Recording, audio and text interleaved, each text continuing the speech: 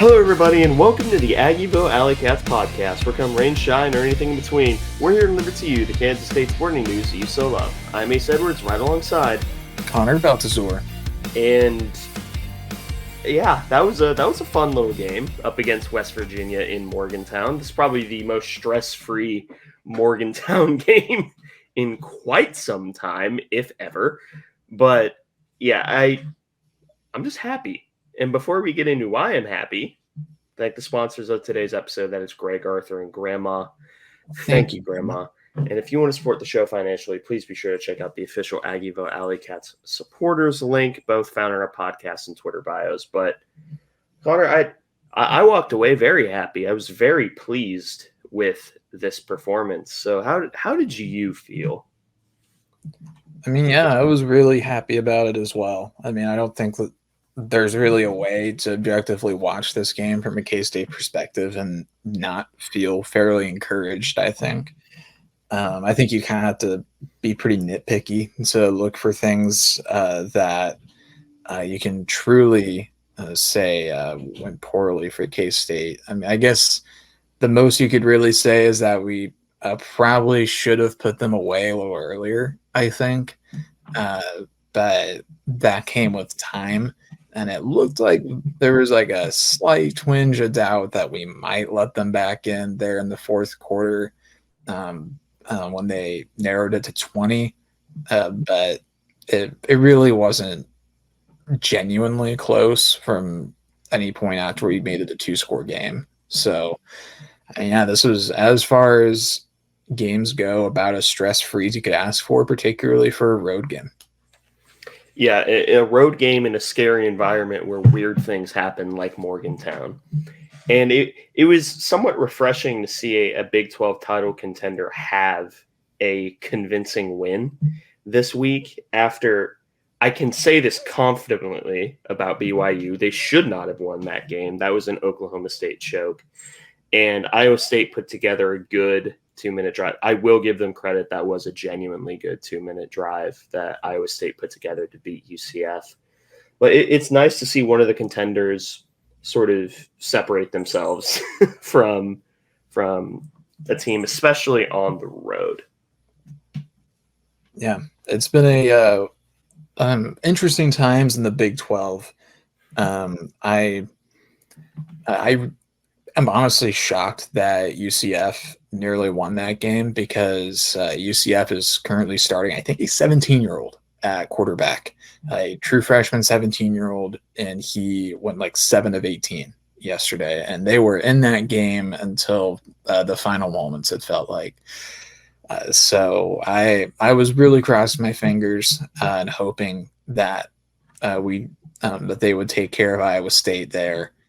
But no such luck for us, unfortunately. BYU game was much more frustrating because they did not deserve to win that game. Oklahoma State totally blew it, which, funnily enough, I can't believe I'm saying this, but if Garrett Rangel hadn't gotten hurt, then Oklahoma State probably wins the game.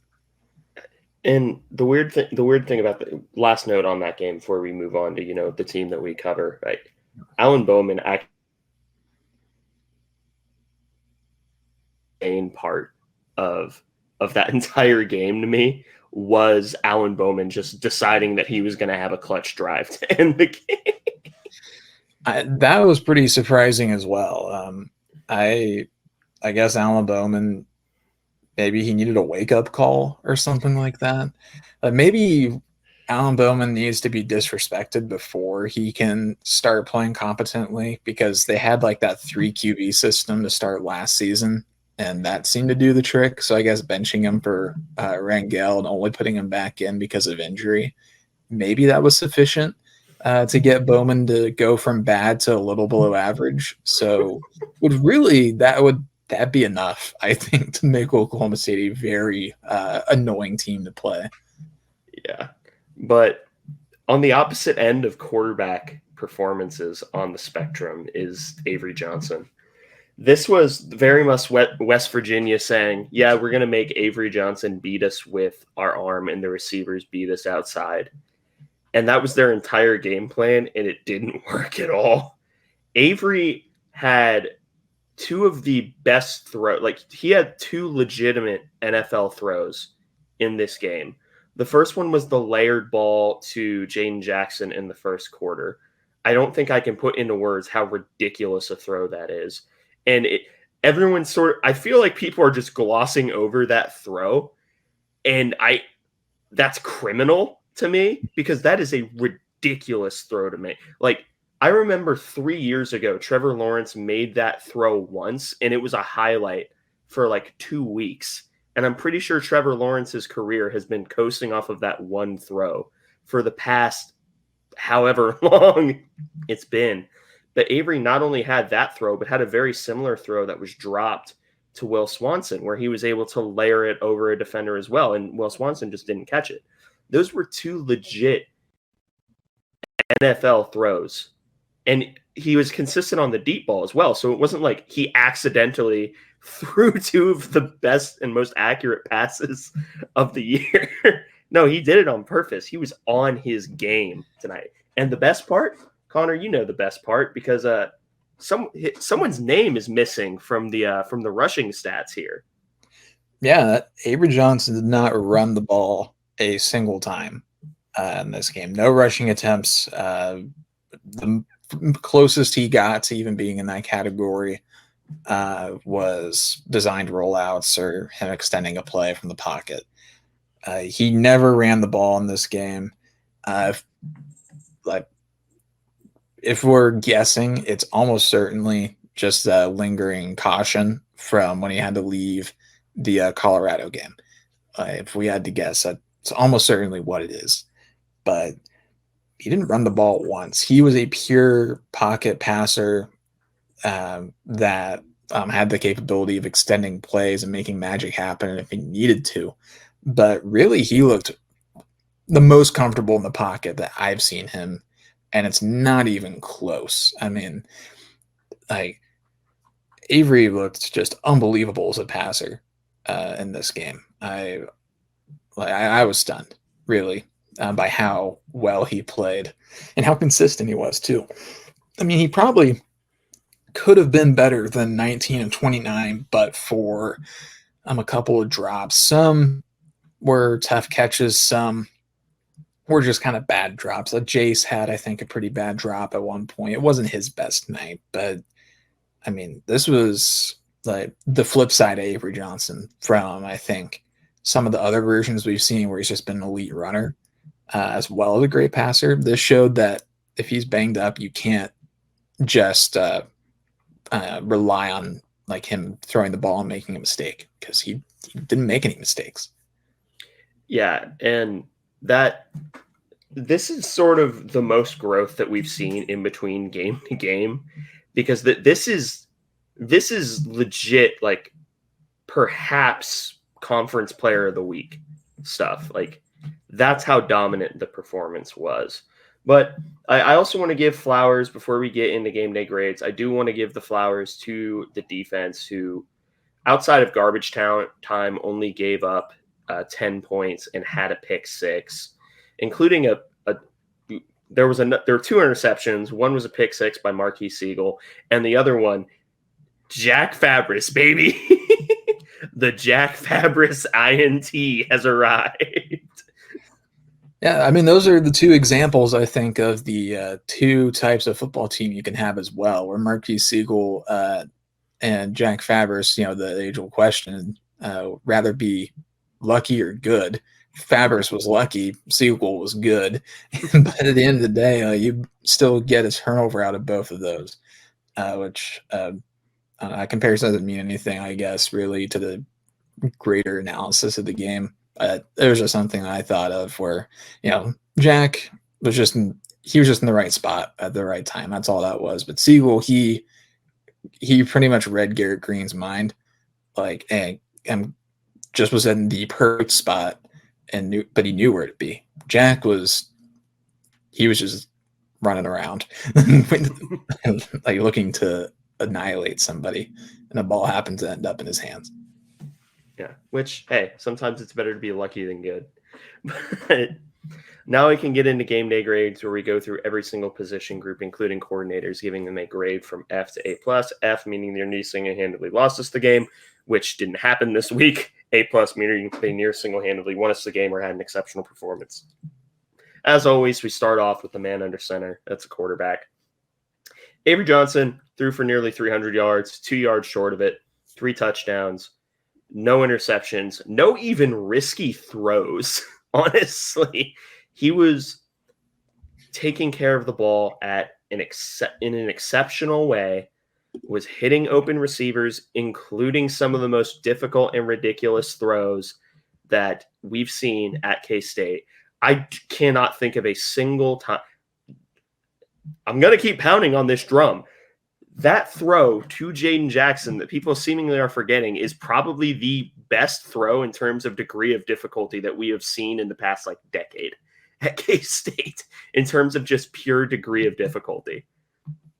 Yeah, so this is the easiest A plus that I've given in quite a long time. Yeah, I'm giving Avery an A plus here too. I just don't think that there's another option because not only did he have the best game of his career as a passer, he really made it look easy on several different occasions and was making throws that are they're rare type of throws. And I think the best part of all of that is that he seemingly did this while being hampered by an injury that limited him to one part of his game. And it's the part of the game that, for better or for worse, he isn't as well known for. But he was able to have this just unbelievable game as a quarterback and do that while limited as well. So that's an easy A plus for me. Yeah, and that sort of feeds into a point that I'll make after game day grades. But yeah, sometimes we have really short analysis because the analysis is really easy. So that's the analysis for the quarterback. It's an A plus. Now, the running back position's a little more complicated. It's mostly DJ Giddens, 19 for 57, 2 touchdowns on the ground, and 1 catch for 53 yards. Dylan Edwards, 3 carries, 27 yards, and 3 catches for 18 yards. And then, of course, Joe Jackson making me very happy by showing up and reminding me that, oh, wait, we still have really good running backs in a post-DJ world. But this one is a bit complex because it very much feeds into the offensive line grade, which I was tempted to split into 2 grades, which should tell you exactly how that grade is going to go. But I don't think that in terms of the running back play, I don't think there was much in the way of missed opportunities by the running backs. I think the running backs did just about everything that they could with what was given to them, which is saying a lot because DJ Giddens, that's been his number one elite trait ever since he started playing, was finding yards just somehow by making cuts and having vision that no other running back in the Big 12 has. And, that catch for 53 yards, it did really bump them up. I ended up giving them just a B because it was more or less me shrugging my shoulders. Yeah, they didn't have an exceptional day, but I can't really put a lot of that on them because they weren't an active detriment either. I gave them the exact same grade for very similar reasons. I gave them a B. I looked at the running back room and I said I could justify giving them a C on the basis of they just didn't really do anything. And I could justify giving them an A based on the opportunities that they were afforded. But I thought that neither of those grades really reflected what they did within the context of the game. So, yeah, they didn't really do a whole lot in this game, particularly in the first half. But DJ still had a couple of good moments in the second half. Of course, that big reception as well changes things. Dylan, only 6 touches in this one on offense, but just wasn't really a part of the game script. But he had a nice run near the end of the game and had a few solid catches too. And Joe Jackson should have had a touchdown there at the end. It was meaningless, and he was completely robbed. And I understand, just wanting to on that last play, not take the slim chance of like getting somebody injured that you could just totally avoid like having that happen. But I do kind of feel bad for Joe because that was a pretty obvious touchdown I felt that got ripped away. But regardless, could have been a better night for the running backs, but in terms of the things they control, they did about all that they could. But despite that, I can't really justify giving them more than a B. Yeah, it's one of those tough luck Bs, honestly.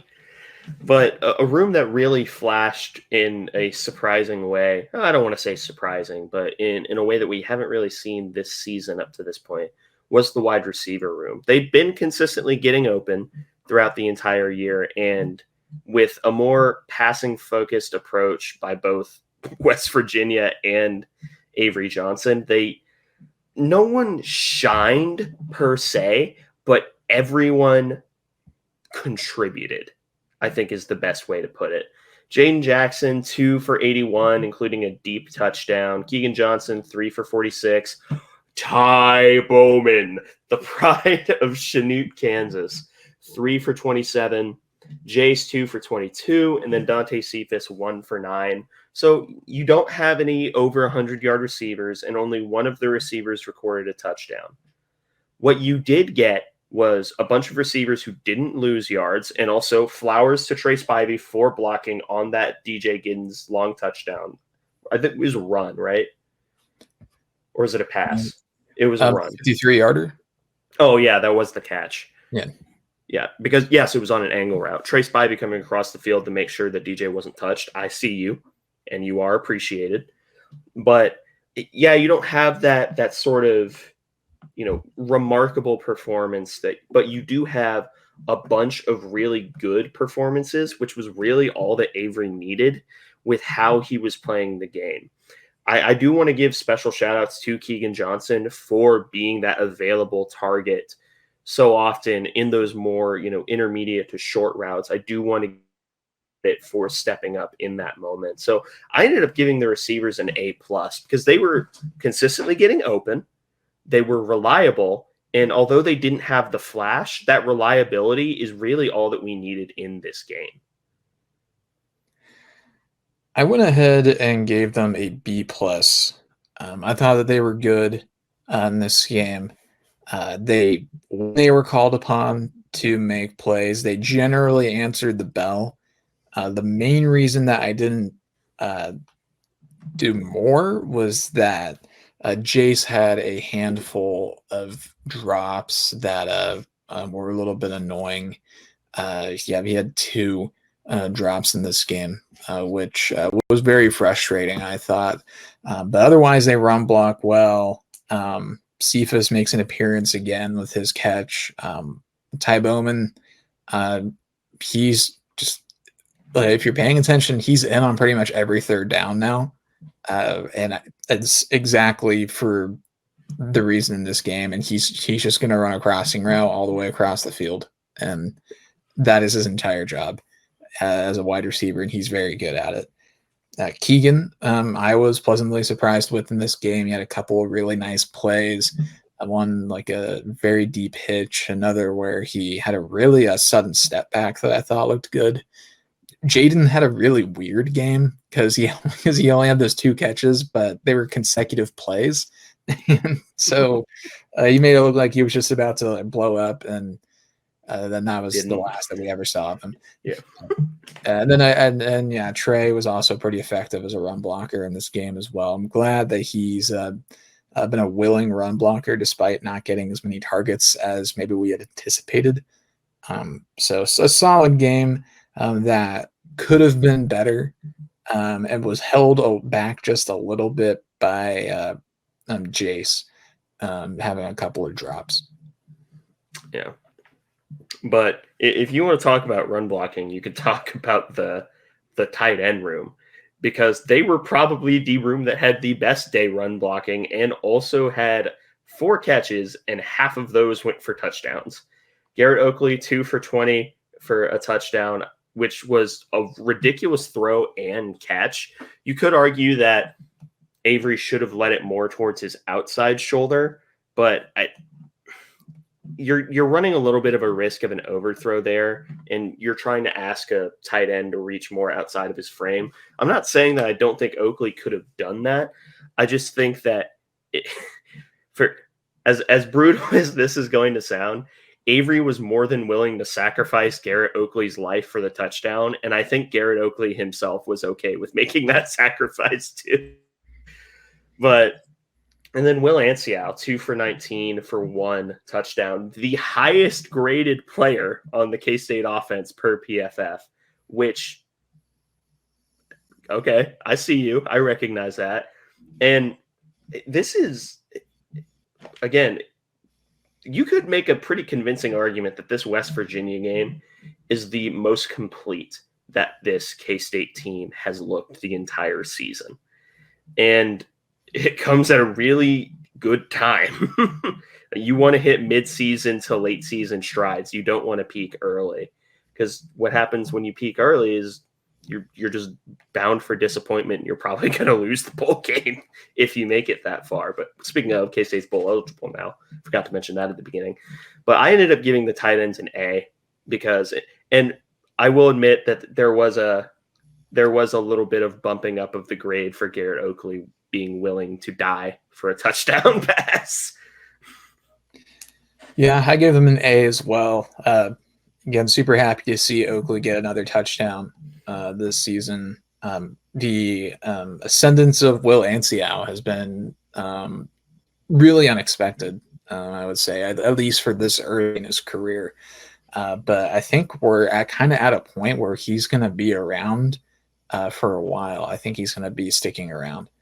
And probably going to start carving in the minutes. That raises some questions about how we're going to find time to get all the tight ends on the field, because somebody's going to have to start losing snaps, or they're all going to be playing like 20-ish a game, which maybe they're fine with. But I really wanted to give them an A+. I nearly did. But Will Swanson had a couple opportunities, a great catch that he wasn't able to convert. One of them would have been a touchdown. The other, he dropped on the side. Ridiculous throw, yeah. Which neither of those were particularly easy catches, so I didn't really dock so much as I just didn't go further with the grade. So, but I mean, otherwise, you can't really ask for much more from the tight ends. Yeah, and I agree with you. I thought that they blocked pretty well too.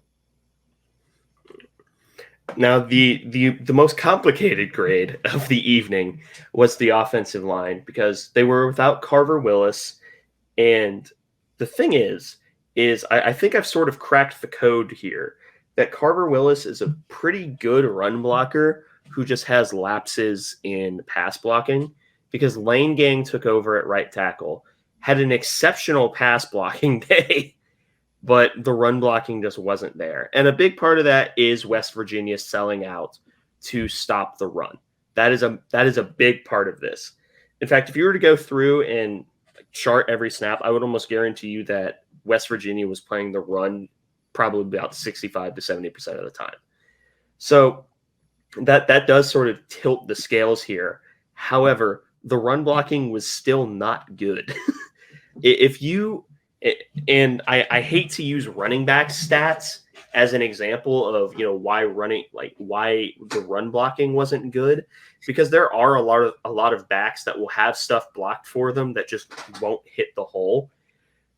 Whenever you have a game where DJ Giddens is like sub 75, it's a run blocking issue because that man will find any opportunity he will find any gap, if it does exist, in said defense. He will find it. And if he doesn't, he'll get like 2 yards anyway. So the run blocking, not good. Pass blocking, really good. So to me, it ended up balancing out to, honestly, run blocking, I would have given like D+, C-. Pass blocking, I would have given them an A. I threw up my shoulders, just gave them a B. I gave them a B- for extremely similar reasons. The run blocking was just not good, particularly in the first half. They kind of figured it out in the second half a bit more at times, although we also really went away from the run as well. So it's tough to say if maybe some of that was just that we were being more balanced. Um, but yeah, the pass blocking was generally really good on this game. Lane Gang, I do think is going to be the victim of being remembered for one rep in pass blocking, which is the rep where Avery had that incredible um, spin out of a sack to get the first down on a fourth down. Because Lane Gang did just kind of get like beat pretty badly that rep. It was a borderline offsides, but it was just an unbelievable jump by the edge rusher for West Virginia. But Lane Gang, other than that, I thought it was good. Panzer went out with an injury, and John Pastore moved to right tackle, and Lane Gang slid to left guard. So they didn't really skip a beat at that point either, which that kind of lines up with how the battles were going for the final starting spots on the line, where Lane Gang and Pastore really were like kind of right there up until the end to get into the starting lineup.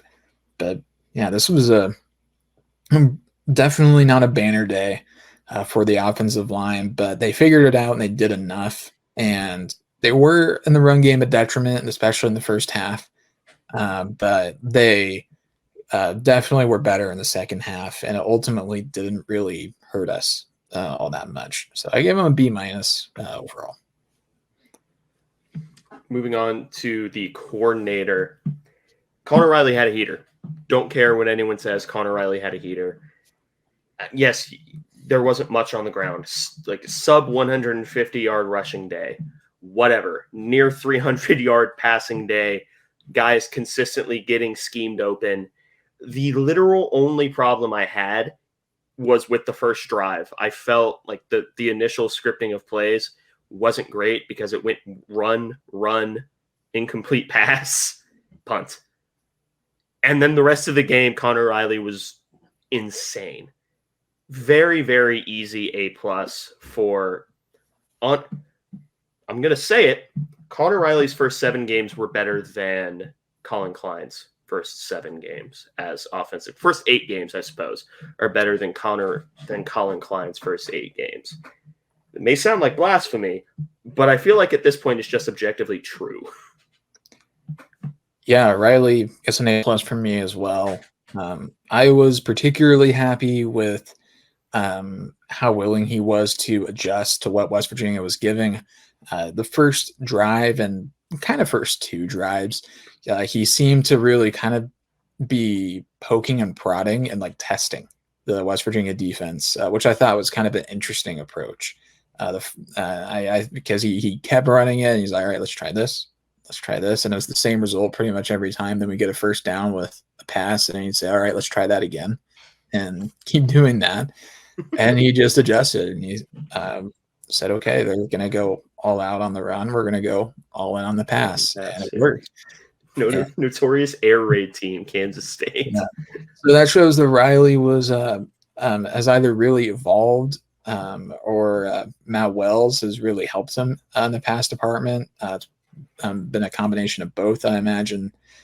And another thing that I think is notable as well, that I think you could maybe perceive during the game, but I think it's worth taking the time to mention this specifically. K-State in this game had 56 offensive plays compared to 83 offensive plays for West Virginia, which is absolutely nuts, particularly given the margin of victory for K-State. I mean, that is absolutely insane that K-State was able to have such a dominant win with almost 30 fewer offensive plays run, which I suppose maybe goes into the other side of the ball and how effective they were. But also, I guess, goes to show West Virginia really, particularly in the first half, they were really trying to keep the ball away from our offense because they knew that once we figured out we could throw the ball against them, that they didn't have much chance. Yeah, their odds didn't improve once we learned that throwing the ball was an effective formula. But You sort of alluded to it, and that's moving to the defensive side of the ball. We'll start with the positives because my feelings on the defense are a little bit complicated. Not ridiculously so. They're not as complicated as my feelings on the offensive line. But we'll start with the easiest of the group, and that is the defensive line, who did an amazing job of making both of the quarterbacks feel uncomfortable in the pocket and maintaining their rush lanes. And you look at it, it's like, well, there was only 2 sacks. Cheedy and Brendan Mott each had a half a sack, and then Jordan Allen collected his first sack on the year in garbage time. But it really was the pressure, more or less, that I'm focused on rather than the amount of sacks that a defensive line gets, because pressure makes mistake. Pressure will cause more mistakes than sacks just by virtue of the number of them. And they were getting consistent pressure. And if you take out one player in particular, West Virginia had a sub 100 rushing yard day. In fact, if you take out one player, they nearly had a sub 50 rushing yard day. But that player, we'll talk about it when it comes to the linebackers. But I ended up giving the defensive line an A because with how the 3-3 is structured, the times that Garrett Green escaped, which will become a linebacker's problem, yes, they could have limited it by staying a little bit more in their rush lanes, but that's also most of the time a 3-3 linebacker's job. So I ended up just giving the D-line an A. I also gave the D-line an A. I was super happy with how they performed. They got 19 pressures on the day, and it really did feel like they were constantly in the face of West Virginia quarterbacks. I mean, 19 pressures on 32 pass attempts, and that's with 2 sacks as well. So they were getting pressure on West Virginia quarterbacks more than half the time that they dropped back, which is just fantastic numbers. And it was really consistent from everybody as well. This wasn't like a limited to so-and-so or such and such night. And pretty much everyone that we put on the field against West Virginia to rush the passer had their own moment in one way or another where they were really able to make an impact. I mean, even like Uso, nose tackle, who that's generally not his job. We ran a twist with him, and he almost got there. And yeah, he came bounding around a corner, and he was causing some angst, I think. I think it was Mark Gill at that point. Yeah. But hell hath no fury like the Polynesian man on a tackle over stunt. Yeah, that was frightening for me, and that was a home. So, but no, there were some really great individual performances on the rush end spots, but that's still that's not to discount what was done on the inside, because our interior guys had a really fantastic day as well. Like Ilolio on the screen passes. Ilolio was a man possessed in this game. Yeah, if there was a screen pass, no, there wasn't, because Damon Ilolio was there. Yeah, he was phenomenal. The linebackers are where my feelings get a little complicated, because I mentioned if you take out one player, West Virginia is close to having a sub 50-yard rushing day. That one player is Garrett Green, who ended up had 89 yards on the ground, although he did get hurt on like the 3rd rushing attempt. A lot of the problems when it came down to containing Green were on the linebackers. And if Garrett Green stayed in the game and stayed on his rushing pace, there's a world where I don't think West Virginia ever makes it close enough to be truly uncomfortable or truly make it a game. But the tenor of this episode would be a little different, because there would be a lot more in the way of concern, especially with a couple of mobile quarterbacks that we still have to face on the year. But after Garrett Green left the game, Miracle, or however it's pronounced, I'm just going to call him Nico. It's easier. Nico ended up entering the game, didn't get a single rushing yard, and the linebackers in coverage, once they got the opportunity to actually play coverage, got better at it. So on one hand, playing coverage and otherwise sub 70 rushing yard game. On the other, near 100-yard rusher at quarterback. They sort of balance out to me to be just a B plus because if Garrett Green had stayed in the game, the odds of this grade going down way further would have increased. But this did show some degree of concern for me for if we have to face more mobile quarterbacks in the future. So B plus. Yeah, I gave them an A minus. I was similarly concerned with how we played Garrett Green in the first half because that was really for really long stretches of this game. That was the only thing that was working for them. Was that the runs at Garrett Green.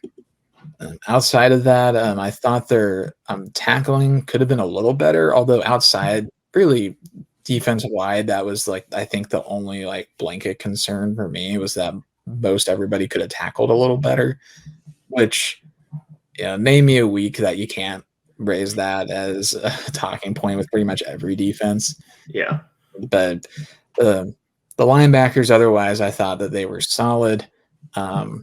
They weren't as I'd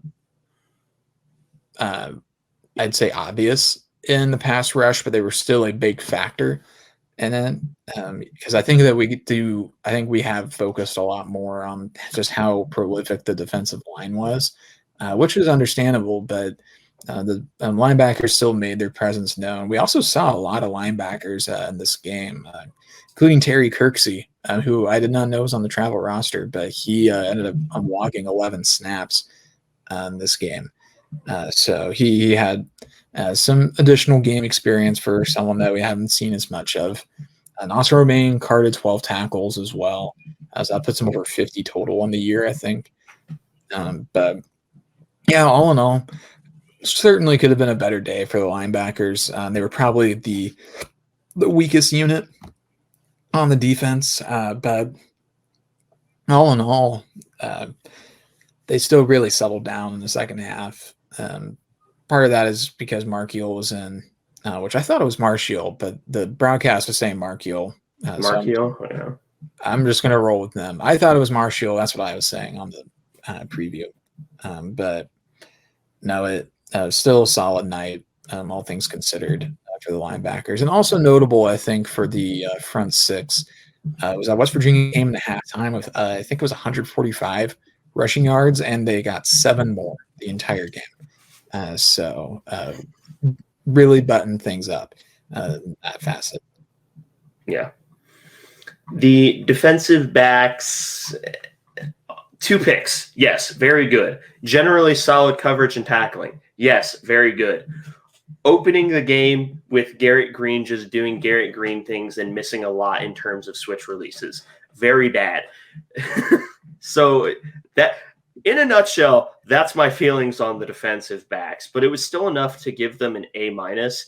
And I know neither quarterback had more than 100 yards passing. They finished with 143 total with 2 picks. How could they get anything below an A?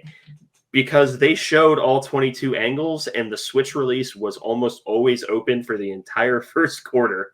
And the one big play to a tight end was a switch release, which, it's annoying. But they do still end up walking away with the A minus. Probably a little bit of a harsh A minus that I'm blowing one thing out of proportion, but still A minus day for the defensive backs. I want to head with an A for the DBs. I actually thought about an A plus, even though they did have some coverage issues in the first quarter. I was pretty pleased with what they did. Jordan Riley was notable, I thought, in the run defense. I thought that he had a particularly good day tackling as well, which he's definitely been inconsistent on the back end this season, but he's if nothing else been an asset in the box. Siegel had his probably best day as a coverage guy for K-State in a K-State uniform, not only with the really excellent pick, but he had an arguably even better coverage play later in the game with that pass deflection that took the strangest angle I've ever seen, that like single-handedly justified like ball physics for like Madden devs for like the next like 15 years probably. Yeah, But the one where it bounces 30 feet yes, into the air and no one catches it. exactly correct. Donovan McIntosh kind of got toasted on a quick slant to give up the last touchdown that West Virginia scored, which could have happened to anybody. He just happened to be the guy there, and he got caught flat-footed and made it look significantly worse than it already even was. We saw a lot of guys play in this one as well. Daniel Cobb's got 11 snaps. Jordan Dunbar is playing. Zayshawn Rich is playing again. He is, I think, out of redshirt territory. So he is not redshirting at this point. Yeah, because he's been playing on special teams too. Yeah. But no, it was for the most part, I was really happy with the defensive backfield and how they played. Some of it, of course, is relative to the opponent. West Virginia, we knew coming into this game, was not the best passing team already, and they were hampered in the second half, particularly without Garrett Green and Wyatt Milam, which, the broadcast kept bringing up how West Virginia fans were clamoring for Nico Markiel, and really he just seemed like Garrett Green but slower to me. And left-handed. Yeah, and left-handed, which is a neat trick. So I'm a lefty myself, so I have a soft spot for Markiel. But I think it hopefully was made clear for West Virginia fans that this isn't a Garrett Green problem. This is a entire team and coaching staff problem, and just putting in the backup QB is not going to fix your issues. But I gave an A to the defensive backfield. I thought that they played pretty well, and this one made some big splash plays too. Yeah. The coordinator, it's a sub 300-yard day with 2 turnovers. A+ for Klanderman. Yeah, easy A+ for me too. Only giving up 18, less than 300 yards, and doing that on 83 offensive snaps. I mean, so West Virginia averaged somewhere in the realm of 3 yards per play, which is just unbelievable stuff from the K-State defense. So they deserve a lot of credit for that, really. But yeah, Klanderman, he dialed up a great game, knew exactly where to hit West Virginia, and the second half, save for that one touchdown drive, they really looked unstoppable.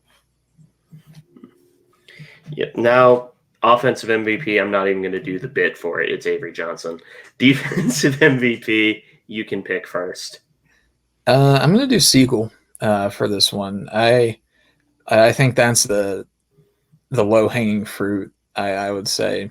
He had one of his best days as a Wildcat. Obviously, the pick six, massive. The pass defense on a third down or fourth down, I can't remember exactly which, that was massive too. But he also tackled pretty well and did all this coming off of an injury.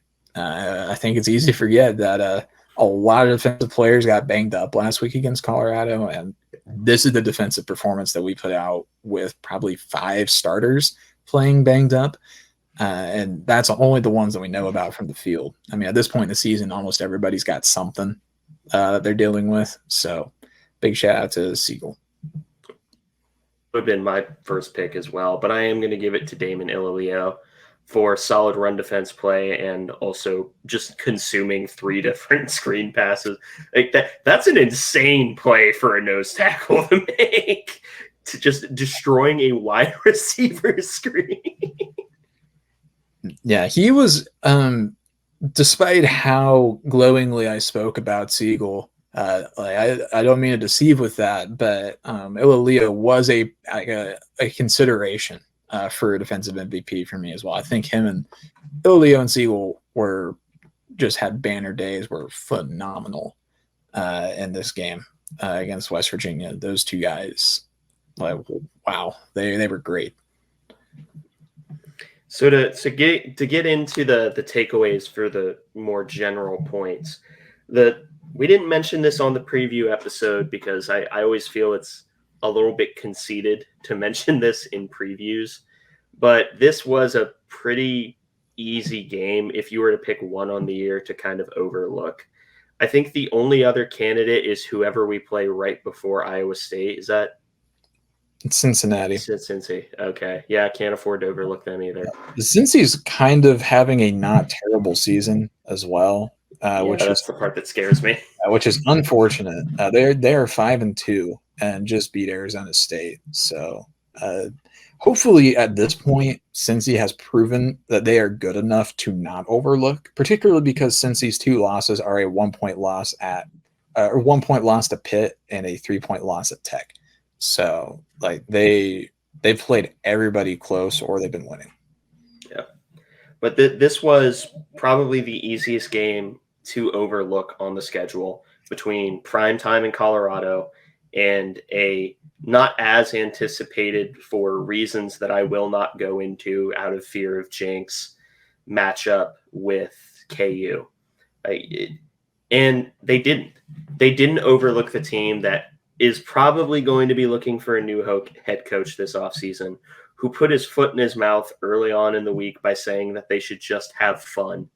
And they showed the maturity to come out and take care of business. And to me, that is there are many markers of a good team, but one of the best ones is that you don't overlook anyone.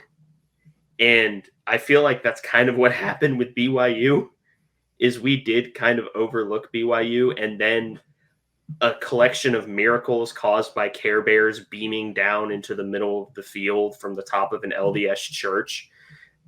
Those all happened all at once.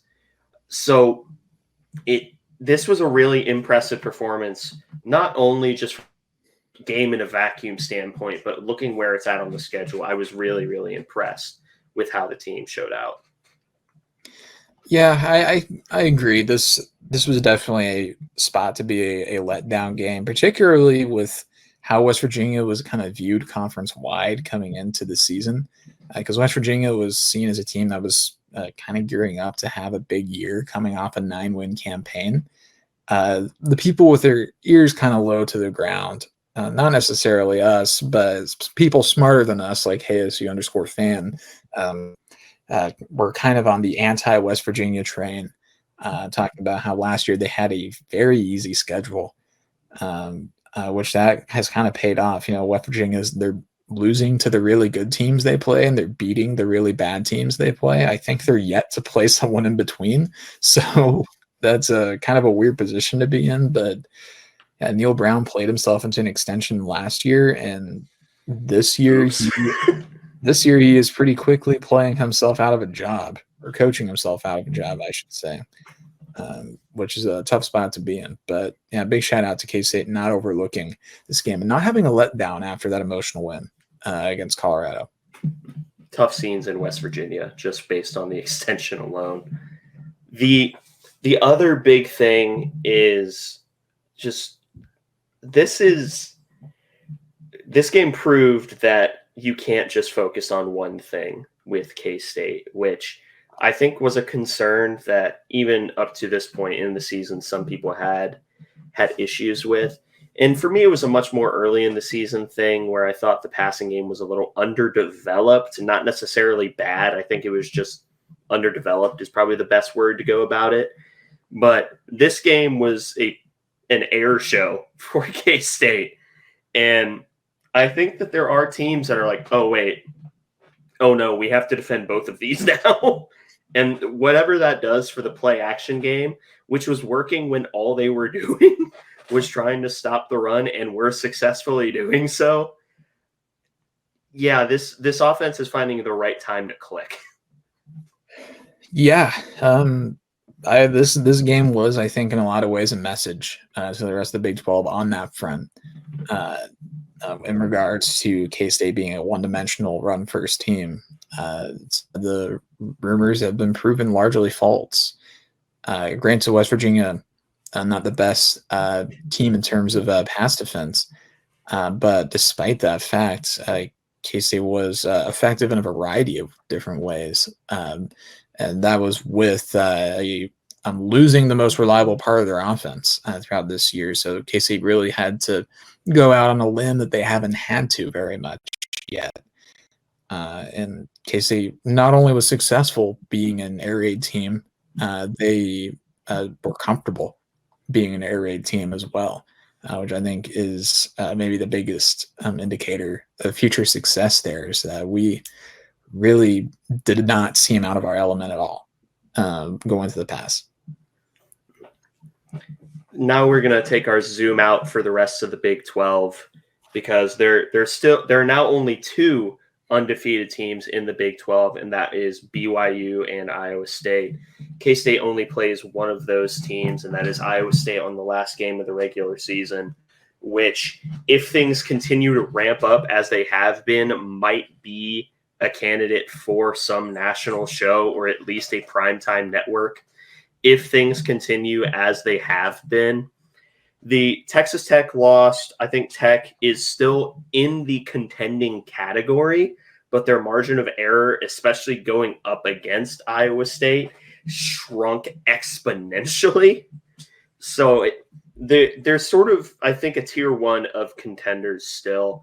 I think it's K-State, BYU, Iowa State, and then you could perhaps make an argument that either Colorado or Texas Tech could claw their way into the bottom of that tier. I wouldn't. I would say it's really just the main three of BYU, Iowa State, and K-State. But yeah, the Big 12's nuts, so anything still could happen. I'm kind of still waiting for the other shoe to drop for BYU. Iowa State's defense is legit. Their offense has question marks, I think, is the kindest way to put it. But I'm not waiting for the shoe to drop on Iowa State in the same way that I am for BYU, because I don't think BYU is a good enough team to be undefeated. Yeah, I mean, they really proved that with their game against Oklahoma State this past weekend. I mean, they're like, they should not have won that game. Like, straight up, they really it took a last second stroke of luck to stay unbeaten, and they're about to go on the road to a UCF team that at this point has absolutely nothing to lose on a homecoming weekend. So that's going to be an interesting one to watch as well. But yeah, it's a weird Big 12 slate where, despite everything that's going on, K-State is in a position where if they win out the remainder of the games on their schedule, then they will go to Arlington regardless of what anybody else does. Because the remaining teams that are are either ahead of K-State or even with K-State, they've beaten Colorado. If they win out, that means they beat Cincinnati. Texas Tech, I believe they have tiebreaker over, and Iowa State's still unbeaten in conference play, but to win the rest of the schedule, K-State has to beat Iowa State. And so that is the tiebreaker. Yeah, they went out, and there's the tiebreaker. And that would just leave BYU. BYU is the only team K-State can't really do anything about right now. But K-State is in a good, not great position because the margin of error is pretty much zero right now. Yeah, as it stands right now, the margin of error, like you said, is pretty much zero. It would take, honestly, it wouldn't even take BYU dropping a game. BYU would have to drop 2 games. Iowa State dropping 1, that one may create questions. But yeah, the K-State's very much in it. The downside is the rest of K-State's schedule looks exponentially more difficult than we originally thought, with the exception of 2 teams that will not be named, because once again, I am terrified of saying things publicly and then immediately getting dunked on by the universe for saying it. But, teams like Arizona State and Cincinnati have sort of proven themselves we kind of thought that going into the season they were going to be bad. No, neither of those teams are bad. In fact, Arizona State probably has the other all Big 12 running back on their team in Scadaboo, which is still a crazy name.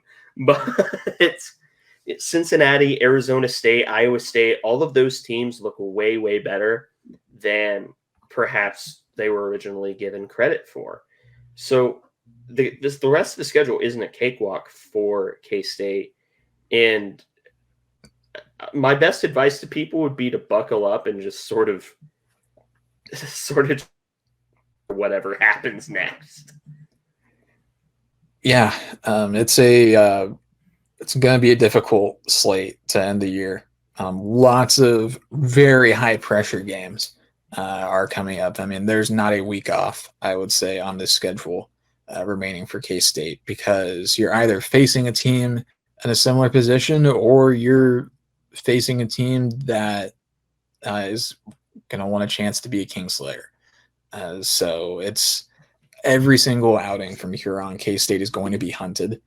And we have to be ready to flip the script on these teams and not get complacent and take care of business like we're supposed to in games against teams that we think we're better than, like we did against West Virginia. And we have to be able to pull out the difficult ones like we did at Colorado. So there's going to be a lot of games like that going forward. Yeah. And do you have any final notes before we move on? No, I don't. Right. Well, the next time that we talk to you all will be the preview for the Sunflower Showdown. But for now, thank you all for listening to this episode of the Aggieville Alleycats podcast. If you want to follow or contact the show, you can follow us just about anywhere at Aggieville Alleycats. And if you want to email us, we're aggievillealleycats@gmail.com. If you want to follow us on a more personal note, I am at ACEdwards00. I am at Connor Balthasar, capital C, capital B. And if you want to support the show financially, please be sure to check out the official Aggieville Alleycats merch store and the supporters link found in our podcast and Twitter bios. But most importantly, thank you all for listening to this episode of the Aggieville Alleycats podcast. Where come rain, shine, or anything in between, we're here to deliver to you the Kansas State sporting news that you so love. Stay safe, Alleycats.